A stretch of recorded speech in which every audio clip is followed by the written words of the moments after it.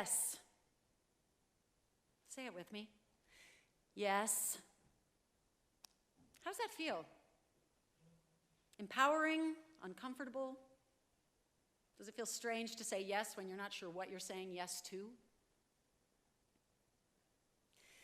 A year ago, I had this distinct feeling that I should be saying yes more. As Emil said, I'm a performer, I'm a teacher, I've had a long career and a successful career. I've said yes a lot, but last year at this time, I was getting a lot of those questions. You probably know the ones. Have you ever thought about directing? Have you considered composing? Don't you think you'd be pretty good at writing? Would you ever think about starting your own company? Yes, of course, I had thought about directing, composing, writing, starting my own company, but I hadn't pursued them. But now I'm getting all of these questions, and it's making me wonder. So, I decide the next 12 months are going to be my year of the proactive yes. Why proactive? Well, I wasn't just going to say yes to opportunities if they presented themselves. I was actually going to seek out and invite the invitations. I was actually daring the universe to challenge me, not to be reckless, but to be brave. Of course, I thought that those challenges would come within my field. 2 weeks later, my year of the proactive yes was off and running. I had already said yes to directing a show. It was mounting in 4 months, so no time to lose.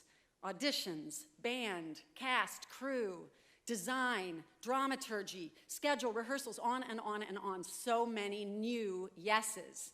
It was empowering and uncomfortable. But this was my year of the proactive yes.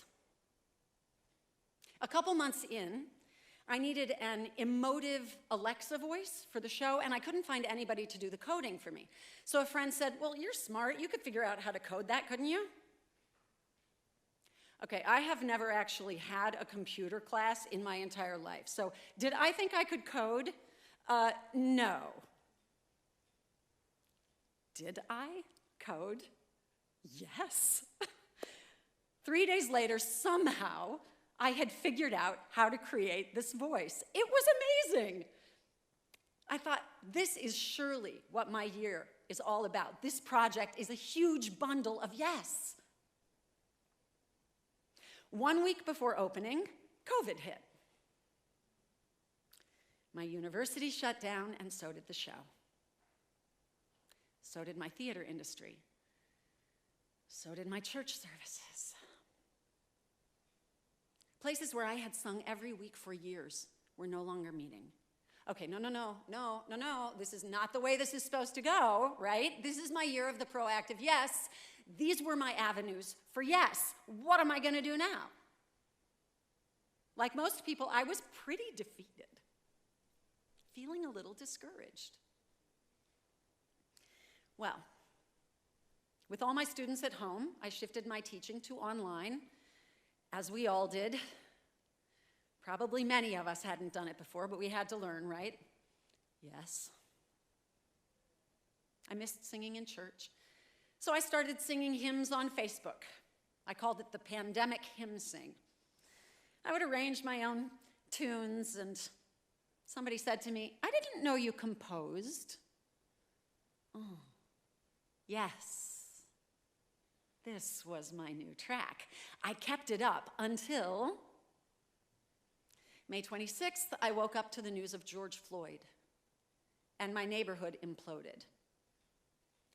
I live in Minneapolis, on Lake Street, 3 blocks from the 3rd Police Precinct, above an Aldi. I watched the protests, and then the riots, looting, and fires surround my building. I did not sleep for 3 days, but I was not going to leave, so I stopped streaming songs and I started streaming the unrest. One more yes by the wayside. Friday, May 29th, I get a call from Mother Jones magazine.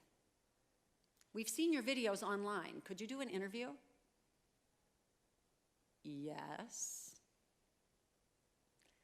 The next day, in order to save our building from looting, one of my neighbors has the idea to go downstairs and paint positive messages on the plywood covering our Aldi windows. He says, "Can you get the word out?" I say, "Yes." I hop onto social media. I say, "Come, join us, painting for peace." I grab my art supplies and run downstairs. People are already stopping to watch. "Can I paint?" "Yes, grab a brush." "Can I paint?" "Yes, come on in." A third, a fourth, a fifth, yes, yes, yes. People were coming. We were getting everyone to paint. I was stopping the bicyclists. I can get anyone to paint. Meanwhile, I get a phone call from Mother Jones magazine. "We loved your interview. Can we publish it as a national article?" Yes. Back to painting. More people come, more people come. "I'd love to bring my sister. Will you be out here tomorrow?" Yes. No. The day we started, they shut us down. We thought we had permission. They thought we didn't. One more yes, pulled off the rails. The next day, I find out that one of my neighbors has this idea to raise some funds to bring a food truck into the neighborhood.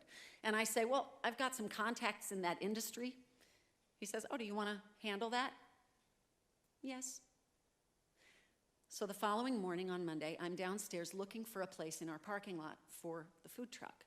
And I happen to meet David Wellington of Wellington Management, who built and owns Aldi Foods and the entire surrounding High Lake Shopping Center.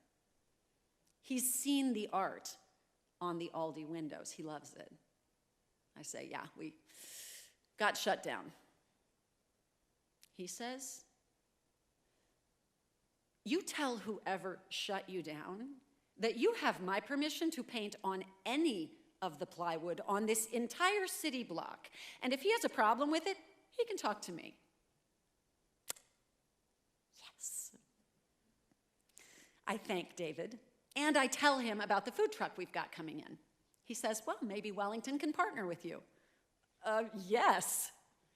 Meanwhile, I have 2 emails waiting for me upstairs. One from a stranger who has seen Paint Our Piece on Facebook. She says, "Could you use any volunteers?" Yes.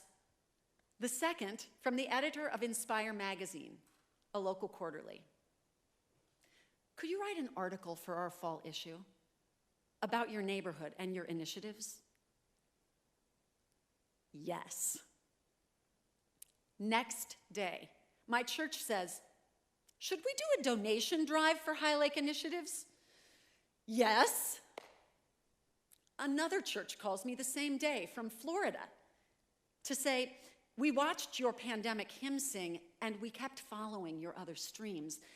Would you be willing to record a song for us in Florida as a prayer for peace for our nation? We'd love you to sing, 'Let there be peace on earth, and let it begin with me.'"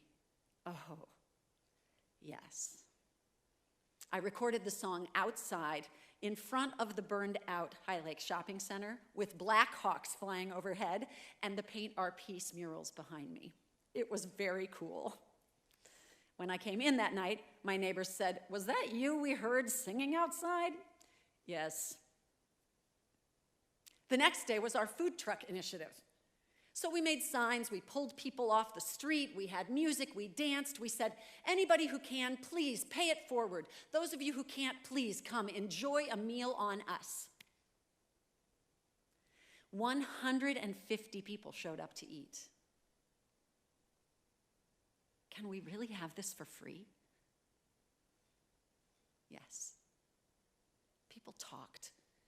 People shared. They grieved. They processed. They laughed. They thanked us. In those 3 hours, people shared more than a meal. They shared community. It was beautiful. So we still have money in the kitty. Should we do another one? Yes. 2 days later, I get a call from the owner of a building a half-mile away, the Coliseum. It has also burned. She has seen Paint Our Piece and wonders, would I facilitate a paint on their plywood? Yes. While we're out painting these days, other business owners come up and say, would you paint on our plywood? Yes. Great. Do you have a website?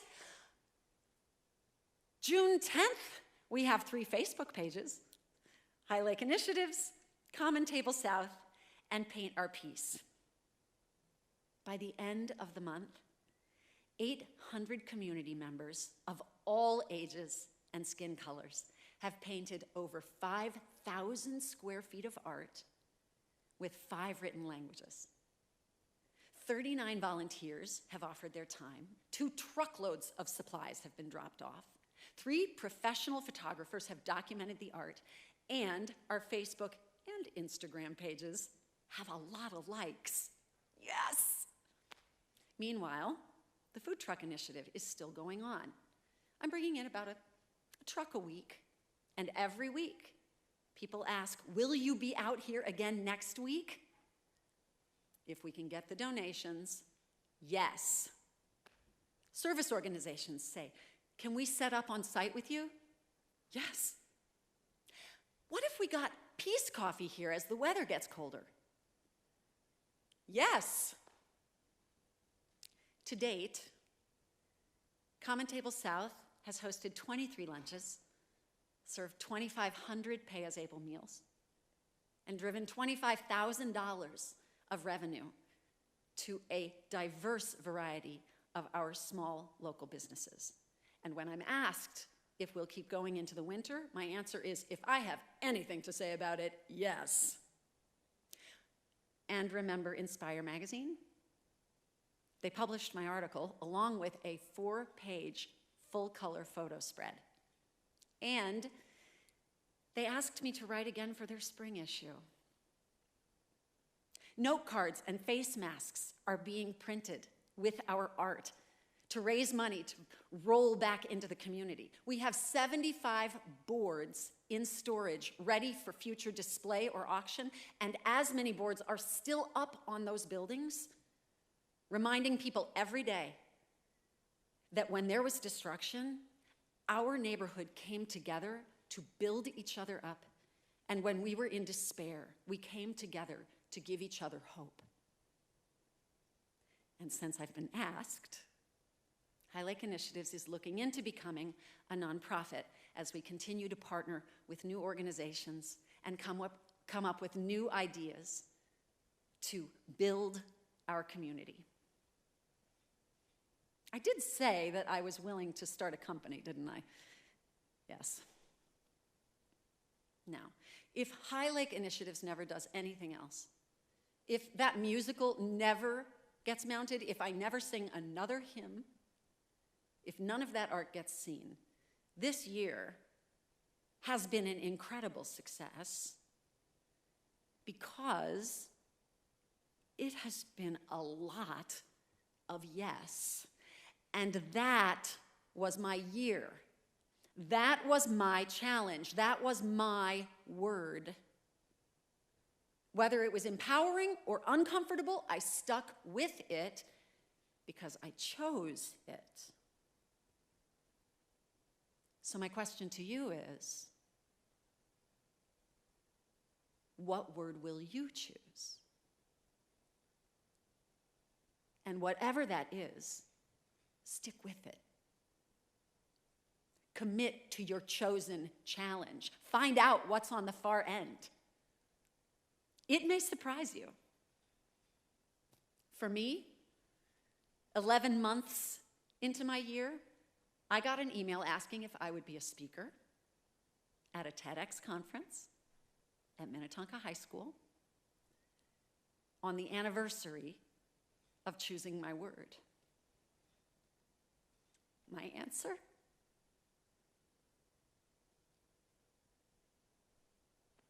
Thank you.